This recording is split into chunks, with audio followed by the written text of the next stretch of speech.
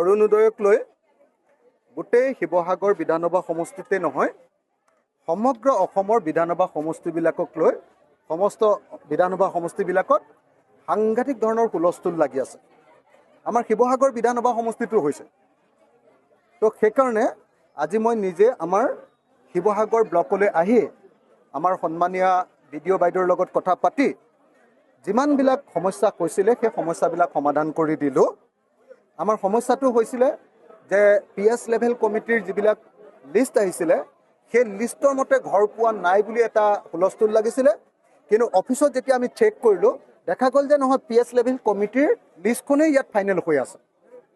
ঠিকেই আছে, মানে যিবিলাকে PS লেভেল কমিটি তলৰ পৰা ৱাৰ্ডৰ পৰা নিৰ্বাচিত কৰি দিছে তেওঁলোকৰ ঘৰবিলাকে তেওঁলোকৰ বেনিফিচাৰীবিলাকে অৰুণোদয়ৰ কাৰণে নিৰ্বাচিত হৈ আছে, কিন্তু মানুহৰ মাজত ভুল বাৰ্তা গৈছিলে যে তেওঁলোকৰ নামটো কাটি দিয়া হৈছে। দ্বিতীয়তে এটা ডাঙৰ ভুল বাৰ্তা গৈছিলে যে কিছুমান মানুহকে সেই বেনিফিচাৰীবিলাকৰ ভিতৰত যিবিলাক চিলেক্ট হৈছে কিছুমান মানুহকে কেৱল ফৰ্মখন অৰুণোদয় ফৰ্মখন দিয়া হৈছে, বাকীবিলাকক দিয়া হোৱা নাই। আৰু কৈছিলে যে নহয় শাসক দলেহে কেৱল ফৰ্মখন বিলাইছে।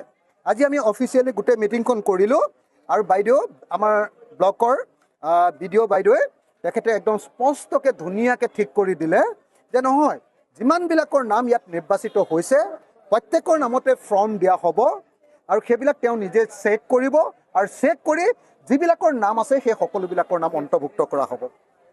তৃতীয় কমপ্লেইনটো আহিছিলে যে বিধৱা মহিলাৰ নাম কাট খাই গৈছে। চতুৰ্থ কমপ্লেইনটো আহিছিলে যে ফিজিকেলি হেণ্ডিকেপ বা ফিজিকেলি চেলেঞ্জ মানুহৰ নাম কাট খাই গৈছিলে। মই বিধায়ক হিচাপে সকলোকে কথা দি পঠিয়াইছোঁ যে আমাৰ হাতত এটা কোটা আছে ফিজিকেলি চেলেঞ্জ আৰু বিধৱা মহিলাসকলৰ কাৰণে, যদি কাৰোবাৰ নাম থাকি গৈছে সেইবিলাকৰ নাম আমি অন্তৰ্ভুক্ত কৰি দিম। এইটো গ'ল। তাৰপাছত লাষ্টত থাকিলে যে কিছুমান পুৰণা মানুহে পাই আছিলে, আগতে অৰুণোদয় পাই আছিলে কিন্তু কাটি দিছে। তো আমি PS লেভেল কমিটিৰ পৰা যিখিনি আহিছে এতিয়া সেইখিনিয়ে দিব পাৰিম।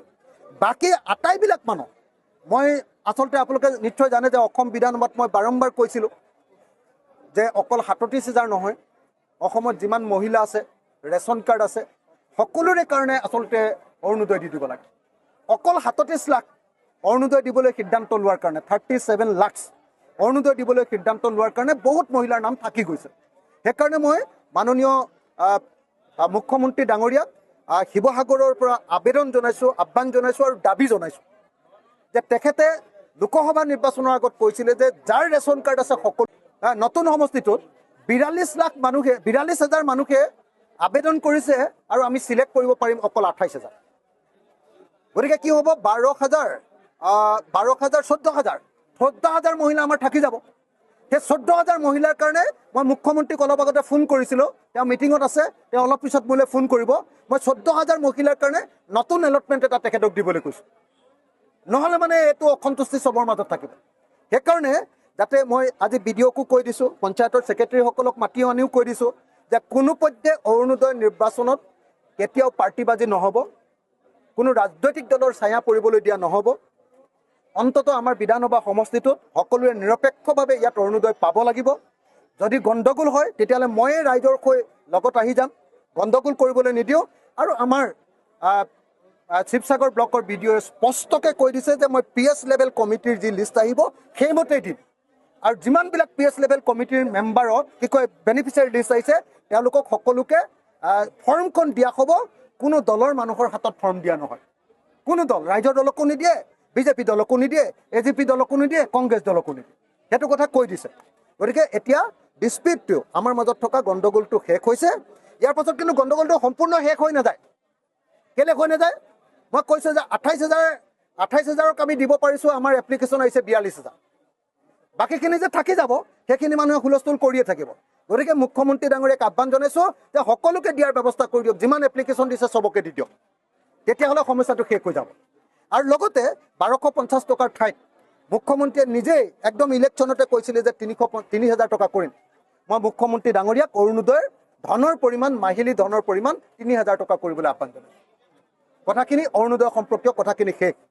2 নম্বৰ যিটো কথা উত্থাপন হৈছিলে ৰাইজৰ মাজৰ পৰা সেইটো হ'ল যে ঘৰবিলাকৰ জিঅ' টেগিং কৰি আছে PMAY বা CMAY দিবৰ কাৰণে। PMAY prime minister Awas Yojana আৰু CMAY chief minister Awas Yojana দিবৰ কাৰণে যি জিঅ' টেগিং হৈ আছে, কৈছিলে যে বিজেপি দলৰ সদস্যবিলাকে গৈ গৈ জিঅ' টেগিং কৰি আছে জীৱিকা সখীক লৈ। সেইটো এতিয়া বাইদেৱে সকলোৰে সন্মুখত নিশ্চিত কৰি দিলে, এঘৰো মানুহ বাদ নপৰে।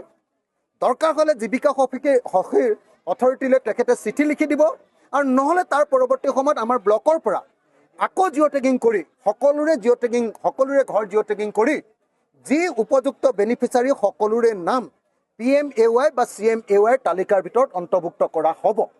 মই শিৱসাগৰ সমষ্টিৰ মানুহক নিৰপেক্ষভাৱে সকলোবিলাক কাম কৰি দিম বুলি বিধায়ক হিচাপে আপোনালোকক প্ৰতিশ্ৰুতি দিছোঁ। অসমৰ সংবাদ জগতখনৰ বাবে এক সুখৰ খবৰ। আপোচবিহীন ৰাইজৰ কণ্ঠ সাপ্তাহিক কবচ পুনৰ এবাৰ অসমৰ ৰাইজৰ মাজলৈ। স্বত্বাধিকাৰী প্ৰণীতা কলিতাৰ দ্বাৰা প্ৰকাশিত আৰু আপোচবিহীন একাংশ নপুৰণি অভিজ্ঞতাপুষ্ট সাংবাদিকৰ দ্বাৰা প্ৰচাৰিত তথা eco printing press Guwahati Katabari গড়চুকত মুদ্ৰিত সাপ্তাহিক কবচ এতিয়া অসমৰ বিভিন্ন প্ৰান্তত উপলব্ধ। আমাৰ ঠিকনা মুখ্য কাৰ্যালয় অসম ফৰেষ্ট স্কুল হৰিমন্দিৰ পথ গুৱাহাটী আৰু উপ কাৰ্যালয় কলিতা মাৰ্কেট বিজয়নগৰ কামৰূপ অসম।